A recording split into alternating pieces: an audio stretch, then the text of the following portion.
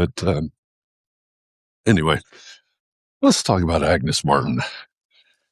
Agnes Martin and her adventurous spirit. Agnes Martin and the idea that adventurous spirit needs to be maintained, it needs to be fed, it needs to be fostered, it needs to be exercised. And I think the same is true of growth. I do believe that some of us are wired to have a growth mindset. Maybe some people aren't. And I also think that a growth mindset can be developed. Well, I hope it can. That's kind of what my work is based on. But working on this whole thing of culture of growth, I hope it can be developed. I think it can be developed, and I think we go through seasons of life. It's like sometimes we get complacent. Sometimes we want or we need to be comfortable. I think it's completely natural and understandable. Part of the human experience. And that it sounds good, right? Oh, I'm comfortable, enjoying where I am, and it doesn't help me to grow. And the problem is, if I'm not growing, I'm going backwards in today's world. There's definitely a time and a necessity for rest. Not discounting that at all. But, I think the reality is that when we think broadly about growth, what growth is, I hear this sometimes from, say, small business owners, especially in the professional services world, which is, it's a specific business model. But I've now worked with attorneys, with therapists, with architects, with engineers. Haven't really had any accountants as clients, but I've spoken with them before.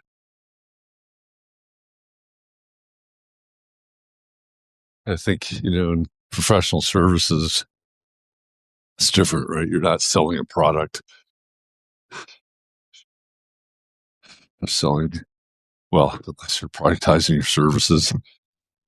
That's a discussion for another show. But I think especially when you're on the smaller end of that spectrum, so to speak, there are a lot of people that are creating, there's some blue sky. There are a lot of people that are creating essentially lifestyle businesses, which is, that's a choice. To create this business that allows me to live and work in a certain way, which is, if that's the goal, that's the goal. And, the pushback that I've gotten around the idea of business growth or professional growth is usually in that kind of people that are creating those kinds of businesses or those jobs. Well, why would I want to grow? I don't want to add people. I don't want to do more projects. I don't want to have more clients than I have. that sort of sentiment, which I totally get that. Um, and it's kind of a hard discussion sometimes,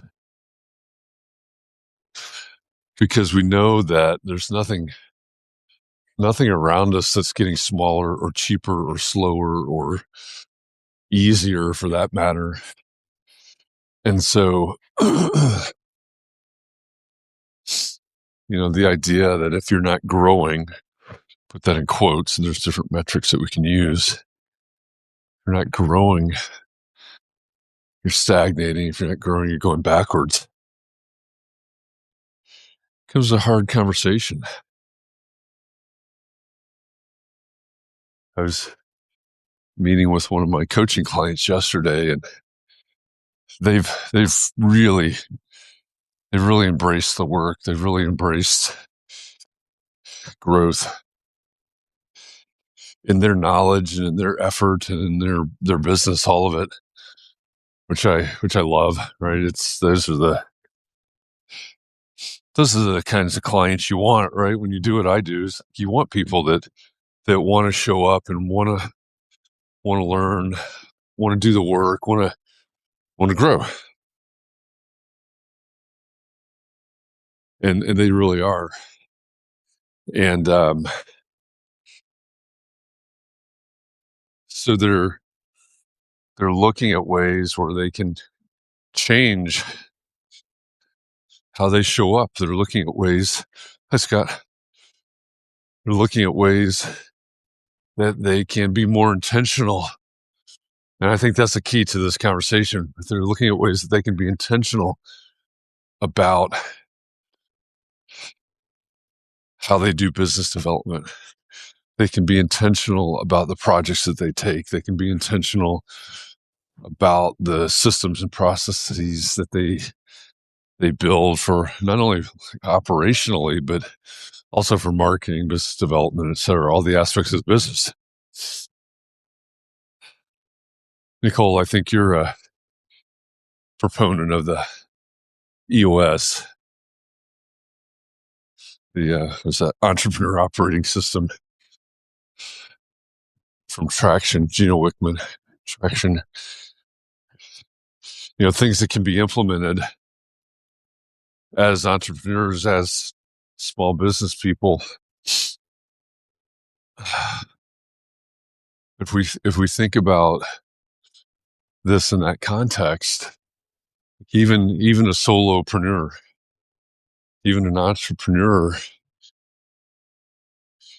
can foster growth in that way by implementing systems like that. But that's the point, right? We have to do something. We have to get intentional about doing something that we need, something that will help us to grow. And the Agnes Martin quote about adventure, I mentioned this earlier. It's like, I don't know if you can be accidentally adventurous. I think you can accidentally end up in situations that turn into an adventure. But I think being adventurous is the act of intentionally seeking out adventure. And so the question is, do we do that? Are we doing that? The story I shared earlier was about my mom, lifelong learner, lifelong adventurer, always looking, even like mundane things. Like go to the grocery store and get to a intersection. She would say, I wonder what's down this way. And she would turn a different way, right? Just take a different route, simple things like that, but always just sort of feeding adventure, always open to, and I guess that's being intentional about exploration. Or maybe, I guess if I asked her, she might not she might not see that as intentional. She might just say, well, that's the way I am, or that's just what I do. I don't know. It'd be an interesting conversation with her. I mean, Nicole, I know you shared that earlier. Traveling with your mom is similar. Taking the back roads, etc. I also think about this in terms of, what Agnes Martin said about having to foster that adventurous spirit. Yes. And the way that it makes life so interesting. Sometimes we want to have our systems, we want to have our schedules, we want to have things working like clockwork, and there's good reason for all of that. Takes away some of the stress, maybe makes things more efficient, and some things deserve to be more efficient. I think we all deserve to have less stress than we have. And at the same time, it's the adventure, it's the changes, it's the unexpected that keep life interesting. Not necessarily easy, but interesting. But I think, you think about EOS, entrepreneur, says entrepreneur, I think, operating system. It's a framework. Right? We can build these frameworks that support our time, our other resources, efforts. And then the question is, how do we play in the midst of those frameworks? I always think about it in terms of structure, or a space frame, or something like that. There's this grid of steel or wood, whatever the frame is made up of, and what's the center to center spacing on that frame? Is it 10 feet? Is it 3 feet? Is it, what is it? 30 feet, whatever the grid is. There's a lot of space in there to play. Think about designing and building buildings. Look at structural engineers. When I was a kid, thinking about architecture, I had a lot of exposure to Frank Lloyd Wright. And so I always had this interest in houses. And also, I mentioned this on the podcast episode that I did with Mark LePage, published on Tuesday, I think, talking about my background. I also grew up around a lot of agrarian architecture. Both my parents grew up on farms. So you go into a barn and there's the structure of a barn. And what do you, as a kid, what are you doing? You're playing. You're playing in the structure. You're playing amongst the framework. I don't know when, but at one point I thought I wanted to design skyscrapers. Definitely influenced by spending the majority of my growing up in the Chicago area. You think about skyscrapers, Sears Tower. Yes, it is the Sears Tower. If you want to talk about Willits Tower, you can talk about it with somebody else. John Hancock, Jeannie Gang's work, much more recent than either of those two projects. You think about it, yeah, they have unique structures. Right? If you've ever studied the structure of the Sears Tower with the boxes, basically, the tubes, or Hancock with the giant cross bracing, all that. I mean, that's part of the uniqueness of the design, right? It's the excuse me, it's the design of the structure. And at the end of the day, a bunch of steel grids.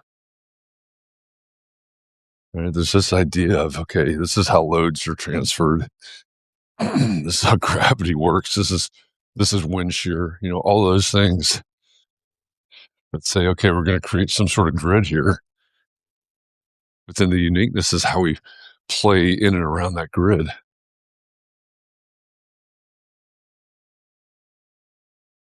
Maybe that's a good lesson for us. However we structure our week, our day, our business, our correspondence, all the things that we do